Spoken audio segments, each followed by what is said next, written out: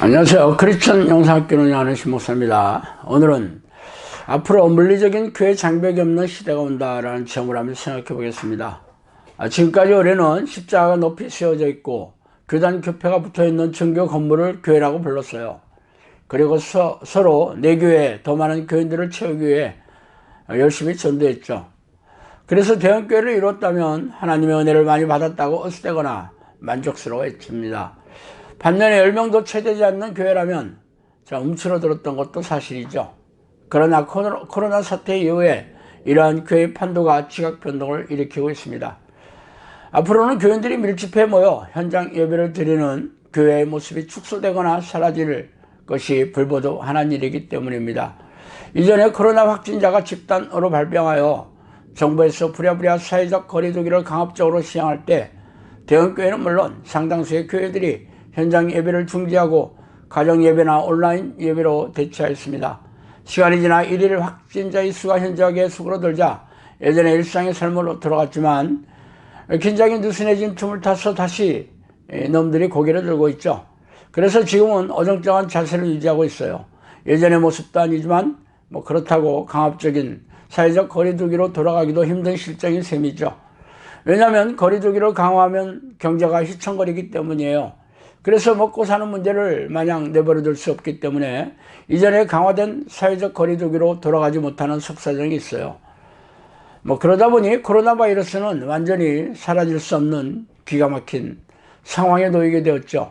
이미 세계는 2차 팬데믹이 시작되었다고 합니다. 남반부는 가을에 접어들면서 남미 쪽에는 폭발적인 증가세를 보이고 있게 말이에요. 유럽도 확진자가 줄어들어 봉쇄를 풀었다가 다시 확진자가 큰 폭으로 늘어나고 확진자 수는 그보다는 못하지만 중국이나 일본 그리고 우리나라도 비슷한 처지예요. 코로나 문제를 해결하려고 마냥 봉쇄를 할 수도 없고 그렇다고 자유롭게 봉쇄를 풀 수도 없는 참 기묘한 상황에 직면하고 있는 셈이에요. 이러한 상태가 지속된다면 가장 피해를 보는 곳이 어디일까요? 바로 교회입니다. 물론 학교도 교회와 비슷한 처지에 있지만 학교는 사이버 교육을 얼마든지 대체할 수 있어요. 학생들이 졸업장을 필요하기 때문이죠. 그러나 교회는 그게 아니에요. 교회는 교인들이 현장 예배를 드려야 하는 당위성이나 의무감이 없어지기 때문이에요. 그래서 자연스럽게 인터넷 예배를 드리면서 신앙의 의무감을 해소하고 있습니다.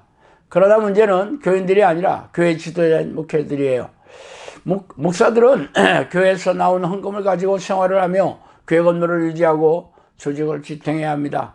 그러나 온라인으로 예배를 드리면 헌금이 큰 폭으로 줄어들게 되어 교회 조직의 존립이 위태로워질 것이 불보듯한 일입니다. 이대로 가면 올 가을에 접어들기 시작하며 문을 닫는 교회가 속출할 것입니다. 여기까지는 누구나 쉽게 예상할 수 있어요.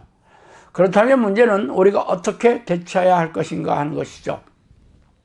온라인에 들어가면 내 교회가 없어요. 아시다시피 유튜브 채널의 동영상을 클릭하면 바로 옆에 수십 개의 비슷한 동영상이 진열되고 있습니다.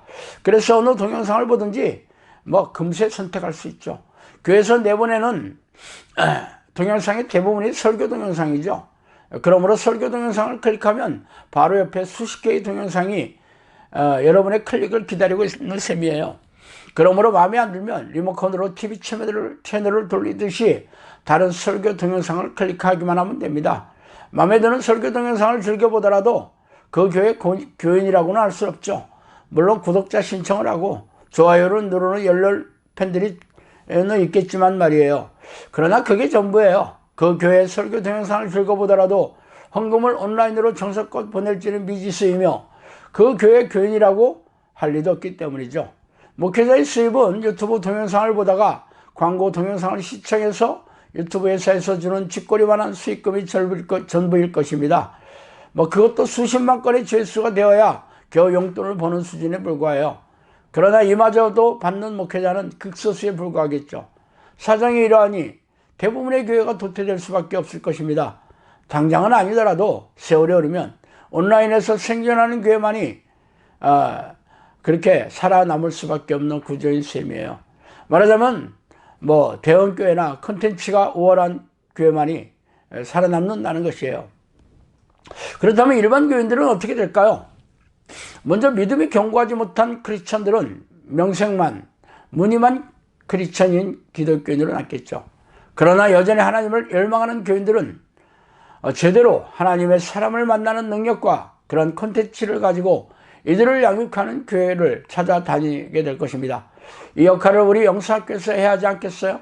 그래서 영상학교는 그동안 인터넷 카페나 블로그, 유튜브 동영상과 더불어 인터넷 강의와 기도 코칭을 할 수 있는 웹사이트를 운영하고 있습니다.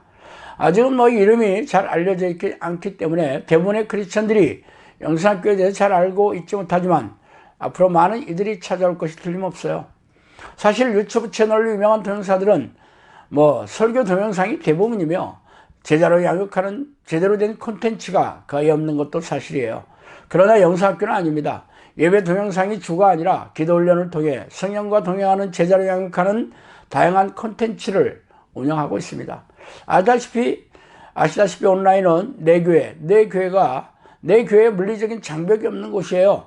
마음만 먹으면 영상학교의 콘텐츠를 통해서 개인적인 공간에서 시간과 장소의 제한을 받지 않고 기도 훈련과 코칭 피드백, 인터넷 강의 신청, 예배 참여 등 다양하게 하나님과 깊고 친밀한 교제를 나누는 수단과 도구를 통해 하나님이 기뻐하시는 제자로 양육될 수 있습니다. 앞으로 이제 영상학교는 충주의 한적한 시골에 위치한 자그마한 교회 공동체가 아닙니다.